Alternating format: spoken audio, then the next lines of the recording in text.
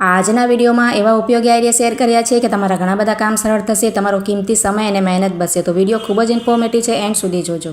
પછી જો આ રીતના આપણે જે કપડામાં નવા કપડાં લઈએ ને બાળકોના કે પછી કોઈના પણ, તો આ રીતના ટેગ આવતા હોય તો આપણે શું કરીએ, આ રીતે દોરો છે ને કાતરથી કાપી નાખતા હોઈએ.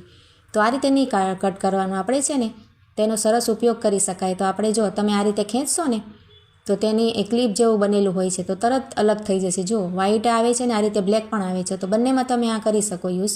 કે આ રીતના આપણે જે નેલ કટર હોય છે ને નખ કાપવાનો, તેમાં પણ જો આ રીતનું હોલ હોય છે, અને આપણે ક્યારેક દોરી તૂટી ગઈ હોય કે આપણે ટીંગાળવાનું ન હોય તો તેમાં આ રીતે તમે કરશો ને તો આ પાછી ક્લિપ ત્યાંની બંધ થઈ જશે. જો આ રીતે તો ક્યાંય પણ તમે ખીલીમાં ટીંગાળો તો તમારું નેલ કટર ખોવાશે નહીં. જુઓ ત્યાર પછી જો આ રીતના આપણે ચમચા કોઈ પણ જાતના હોય ને, અહીંયા મેં પીઝા કટર લીધું છે, તમે તેની જગ્યાએ કોઈ પણ ચમચો આ રીતે હોલવાળો હોય ને તે લઈ શકો. જુઓ તો આને પણ તમે ટીંગાડી શકો, ક્યાંક પણ આપણે કેબિનેટમાં હોય હૂક ટીંગાડી શકો. તો જુઓ જ્યારે પણ આપણે બહાર ક્યાંક જવું હોય મુસાફરીમાં અને આપણે એકલા હોઈએ ને, તો આ રીતે સામાનના 2-3 બેગ તો આપણી પાસે હોય જ છે. જુઓ તો આપણે ઉપાડવામાં ખૂબ જ મુશ્કેલી થાય, કોઈની મદદ આપણે લેવી પડે. તો તેના માટે તમને એક સરસ આઈડિયા બતાવું છું.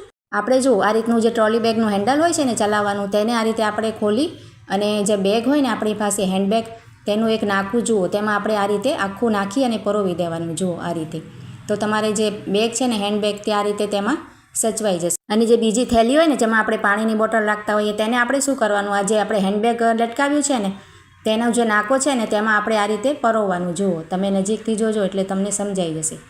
તો તેનાથી શું ફાયદો થશે કે આપણા બંને હેન્ડબેગ છે ને આપણે ટ્રોલી બેગમાં જ સચવાઈ જશે, અને આપણે કોઈની મદદ પણ લેવાની જરૂર નહીં પડે, અને ફટાફટ આ રીતે આપણે ચાલી શકાશે. જુઓ આ હેન્ડલ પકડીને આપણે ફટાફટ ટ્રોલી બેગને લઈને ચાલી શકાય. જુઓ તો તમને આ આઈડિયા કેવો લાગ્યો છે તે કમેન્ટ કરજો, અને સારો લાગ્યો હોય તો લાઇક કરજો, અને તમે જો મુસાફરીમાં જવાના હો તો આ આઈડિયાને જરૂરથી શેર કરજો. જુઓ તો ચાલો હવે નેક્સ્ટ આઈડિયા આપણે જોઈ લઈએ.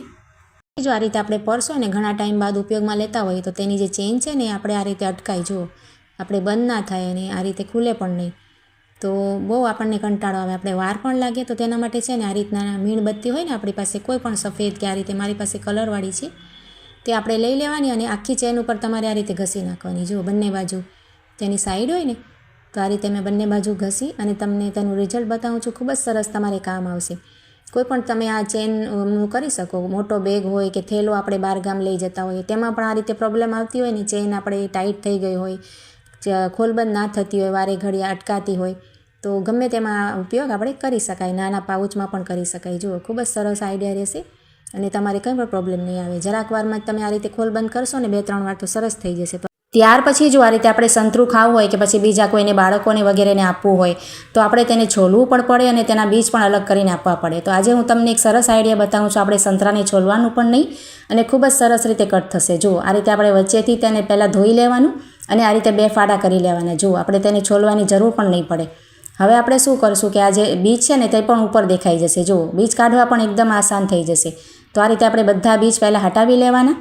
ત્યાર પછી છે ને આપણે એક ફાડ હાથમાં લઈ અને તેની કોર ઉપર આ રીતે હાથેથી ખેંચવાનું. જુઓ તેની છાલને આ રીતે કરવાનું, તો તેની છાલ ઓટોમેટિક અલગ થવા માંડશે, અને તેનું જે ઉપરનું છે ને જુઓ સંતરું, તે પણ ખુલી જશે. તમે જોઈ શકો છો. તો આ રીતે તમે કરશો તો ટાઈમ પણ ખૂબ જ ઓછો લાગશે અને મહેનત પણ ઓછી લાગશે.